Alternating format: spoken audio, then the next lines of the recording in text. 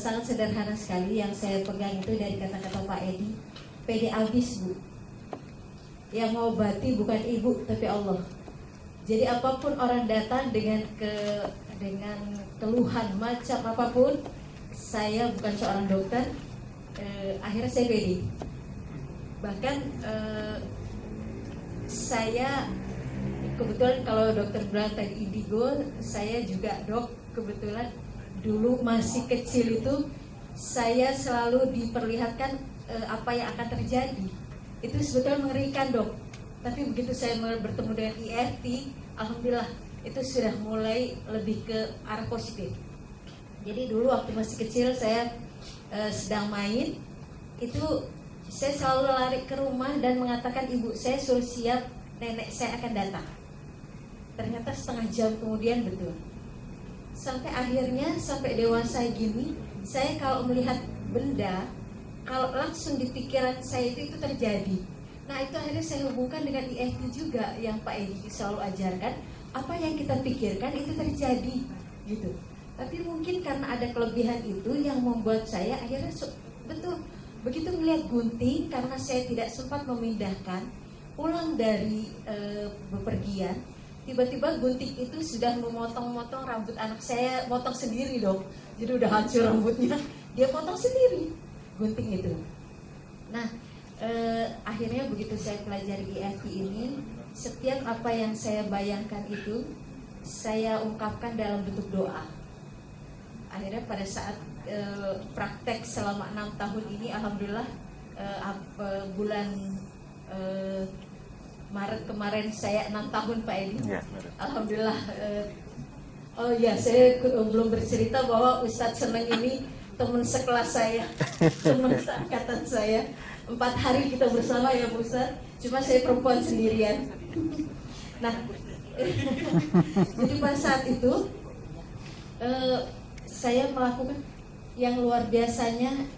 Begitu saya pelajari bagaimana bentuk ikhlas, bagaimana bentuk pasrah kepada Allah dalam ilmu EFT ini, itu saya bisa melihat wajah orang itu. Kalau saja dia mau ikhlas, itu sembuh. Itu Masya Allah, itu saya sudah terbayang. Dan kalau untuk yang kejadian yang paling luar biasa, makanya katanya sekarang nggak boleh katakan coba. Saya pelajari kenapa nggak boleh coba gitu. Ternyata kalau sudah ngomong coba, pasti di dalam dirinya masih ragu. Jadi ada satu pasien saya kanker tiroid di leher. Dia pada saat sesi ketiga, karena kankernya sudah tidak perlu dioperasi, karena sudah sesi ketiga terapi, pada saat dia, Bu, saya mau masuk BNI,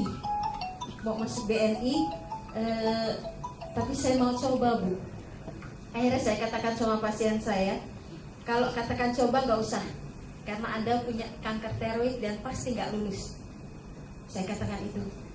Tapi kalau Anda yakin Allah menolong Anda, silakan lakukan. Masya Allah, perjalanan itu luar biasa. Ibunya bilang sekarang anaknya sudah di Padang dan sudah diterima, karena secara medis itu ada 3 dokter. Semua pasien, semua peserta dari ujian itu, semua dibuka jilbabnya, dipegang lehernya. Sampai teman-teman yang normal pada begini di luar. Aduh gimana ya teman kita Firda, katanya gitu. Ternyata begitu dia keluar, kenapa pegang leher? Gimana kamu diperiksa enggak, katanya. Masya Allah dok, 3 dokter lewat tidak ada yang periksa dia. Akhirnya dia lolos masuk ke BNI di Padang sekarang. Nah itu yang saya bilang kelebihan dari EFT. Kalau teman-teman sekalian tidak manfaatkan, dan itu makanya betul yang dokter bilang, saya surprise banget. Tapi kalau untuk yang ke arwah-arwah itu saya nggak berani dok. Karena dengan indigo saya aja sebetulnya saya udah tertekan dok.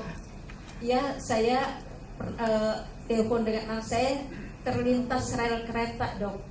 Ternyata anak saya pulang telat, dia katakan bahwa di situ ada kejadian guru SMA Muhammadiyah ketabrak kereta. Nah itu akhirnya saya sekarang dalam bentuk doa. Ya, karena saya juga pernah melihat begitu saya kenalan sama seseorang yang terlihat di wajahnya, saya mau ngitung uang saya dong. Karena saya tidak sempat menghitung uang saya, pagi-pagi dia bongkar tas saya. Jadi dia mencuri uang saya. Nah itu yang akhirnya sekarang begitu saya pindahkan dalam bentuk doa, alhamdulillah banyak kejadian yang akhirnya tidak jadi. Nah itu alhamdulillah saya juga banyak belajar sekali dari IFP. 4 lagi yang saya mau tegaskan dan sampai saat ini saya masih pegang terus pesan Pak Edi. PD habis, yang melakukan bukan kita tapi Allah.